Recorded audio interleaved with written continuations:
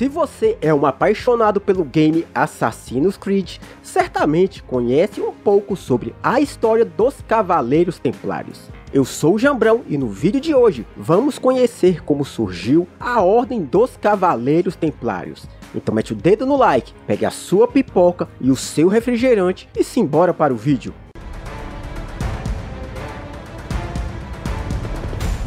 Para entendermos o surgimento desses cavaleiros, devemos voltar ao tempo da expansão muçulmana em direção à Terra Santa. Apoiada pela Igreja Católica, diversas guerras religiosas foram travadas nesse período e ficaram conhecidas por cruzadas, com o objetivo de recuperar a Terra Santa e proteger a população cristã de perseguições. A convocação da primeira cruzada inaugurou a série de expedições militares europeus cristãos contra os muçulmanos, que dominavam posições no Oriente ao longo de quase 2 séculos. A primeira cruzada foi convocada pelo Papa Urbano II em 1095, durante o Concílio de Clermont, que ocorreu na França. Em um discurso acalorado, o Papa prometeu riqueza a todos que aceitassem a jornada e aqueles que morressem em batalha teriam a absolvição e a remissão dos seus pecados. A convocação da cruzada realizada por Urbano II havia acontecido após um pedido de ajuda do imperador bizantino Aleixo I, que estava perdendo a luta contra os turcos. A cruzada contou com cerca de 35 mil pessoas, das quais muitas pertenciam à nobreza. Isso fez a cruzada ficar conhecida como a Cruzada dos Nobres. Durante a sequência dos acontecimentos, os cruzados conquistaram locais importantes, como Niceia em 1097 e a cidade de Antioquia no ano seguinte, em 1098. Mas a grande conquista da primeira cruzada, no entanto, foi a cidade de Jerusalém em 1099. Mais de 10 mil soldados cercaram a cidade e realizaram um ataque contra os dominadores e a tomaram para si. Em 1118, 9 cavaleiros franceses decidiram fundar a Ordem dos Pobres Cavaleiros de Cristo, liderados por Hugo de Payens, para defender os peregrinos cristãos que iam até Jerusalém. Esses guerreiros ganharam a simpatia do rei de Jerusalém, Balduíno II, após demonstrarem a sua grande fé, ferocidade e habilidades em batalha em retribuição aos seus serviços prestados. O rei os ofereceram um grande aposento próximo ao antigo Templo de Salomão, que futuramente tornaria-se o lar e a principal fortaleza dos templários. Para entrar para a ordem, os novos membros deveriam fazer votos de pobreza, castidade, devoção e obediência. Com o passar do tempo, as histórias dos templários chegaram aos ouvidos de São Bernardo, que ajudou a difundir a ideologia dos templários e através de suas pregações a ordem ganhou muita força. Foi ele quem apresentou ao Papa Horácio II a causa dos templários. Isso aconteceu no Concílio de Troyes em 1129. Assim, a igreja reconheceu oficialmente a Ordem dos Pobres Cavaleiros de Cristo e do Templo de Salomão. São Bernardo escreveu os fundamentos espirituais para a ordem seguir, mostrando que não era incompatível ser guerreiro e religioso ao mesmo tempo. Tratava-se de uma dupla batalha, lutar contra si mesmo e contra os inimigos de Cristo. Para ser um bom templário, deveria-se ter bom vigor físico, coragem, honra, lealdade e espírito de sacrifício. Passavam por um severo treinamento físico, militar e espiritual. Aqueles que quebravam a regra por desobediência ou cometiam algum pecado eram punidos severamente, desde prisões em masmorras, condenados a passar fome, chicoteamento e, nos casos mais graves, até a pena de morte. Em alguns casos, cometiam autoflagelo para buscar o perdão e se purificarem. Um exemplo de obediência e coragem é visto no famoso cerco de Antioquia.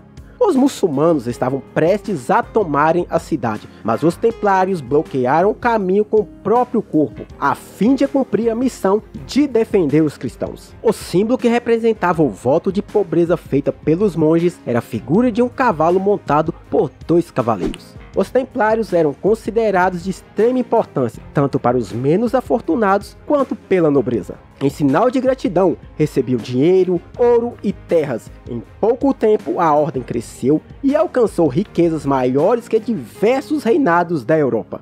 O líder supremo dos templários era o grão-mestre, que era escolhido através da votação dos monges guerreiros. O grão-mestre respondia apenas ao Papa, líder supremo da Igreja Católica. Somente em 1147, o Papa Eugênio III concede a cruz pátria vermelha aos templários. Antes, os cavaleiros vestiam somente um manto branco e os seus sargentos um manto marrom com uma cruz costurada no ombro esquerdo. Tanto poder e riqueza fizeram os templários desviarem do seu objetivo inicial, ao ponto de negociar empréstimos e cobrar juros de senhores feudais, nobres e reis por toda a Europa. Entretanto, o dinheiro a juros era considerado pecado, mas o poder que lhes foi concedido pela igreja permitia esse ato. Eles criaram um método que podemos comparar aos bancos da atualidade. As pessoas depositavam suas finanças junto aos tesouros dos templários e, em troca, recebiam uma carta comprovando o depósito e poderiam retirar o valor em outros pontos da Europa, sem o risco de serem roubados durante as suas viagens. Mas esse serviço tinha um custo de até 10% sobre o valor do depósito. As supostas falhas de caráter dos templários não foram tão importantes enquanto o reino de Jerusalém permanecesse a salvo. A influência dos templários era tamanha que superou os poderes dos reis. Em uma ocasião, os muçulmanos pediram permissão para atravessarem pacificamente a Galileia, e o senhor da região, Raimundo de Trípoli, o concedeu, mas o grão-mestre Gerard de Ridefort, ao saber do fato, resolveu emboscá-los. Isso foi o estopim para o que viria a seguir. Com a diminuição dos confrontos, diversos templários retornaram aos seus lares. Pertencer à ordem gerava um custo muito alto. Cada cavaleiro custeava suas próprias armas, armaduras, viagem e até mesmo seu próprio cavalo. A emboscada foi um grande erro e os cristãos foram varridos do mapa. O sultão Saladino conseguiu reunir as tribos muçulmanas que guerreavam entre si em apenas um exército e conquistou a cidade de Jerusalém em 1187. Saladino poupou o grande mestre e o rei de Jerusalém. Quanto aos 230 templários, foram-lhes dadas duas opções: se converterem à religião muçulmana ou morrer, mas todos escolheram a morte.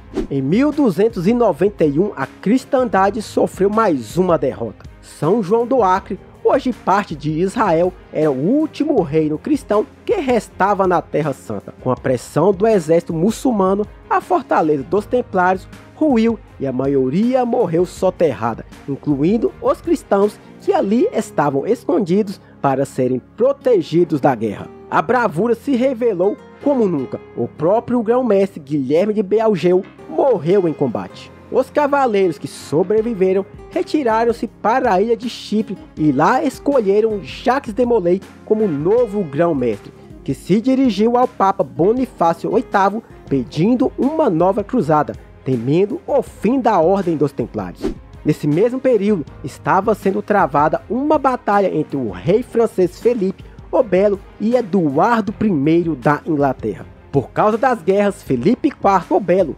decidiu cobrar impostos da igreja para resolver os seus problemas de recursos financeiros para custear o seu exército. Isso era proibido e o Papa Bonifácio emitiu uma bula rechaçando o rei.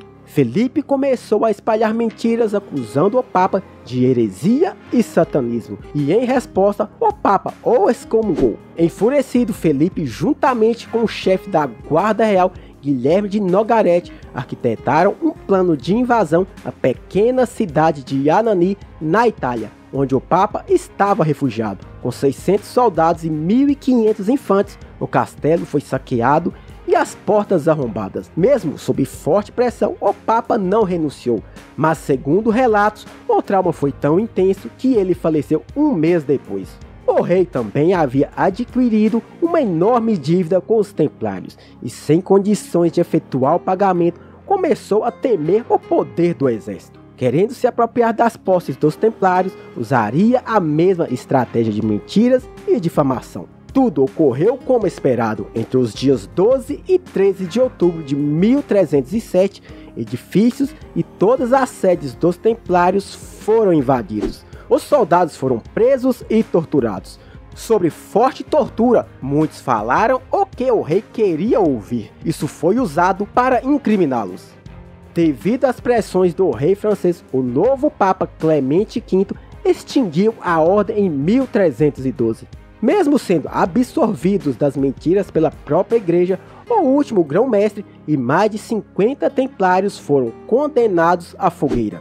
Envolto em chamas, Jacques de Molay lançou uma maldição contra os seus perseguidores, e principalmente contra o Papa Clemente, Nogaret e o rei Felipe.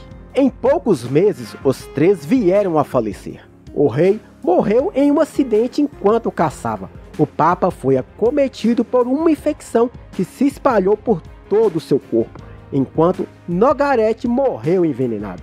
Historicamente, esse é considerado o fim da Ordem dos Templários.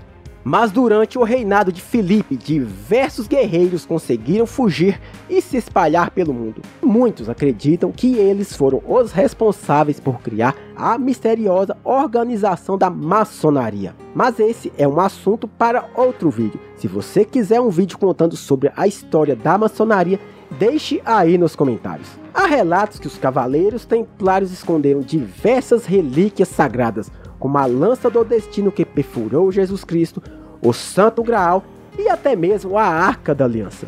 Falando em Arca da Aliança, aqui no canal tem um vídeo contando sobre a sua história. Espero que você tenha gostado do vídeo de hoje. Não se esqueça de compartilhar o vídeo, ativar o sininho e inscrever-se no canal. Vamos ficando por aqui e, como de costume, nos vemos semana que vem.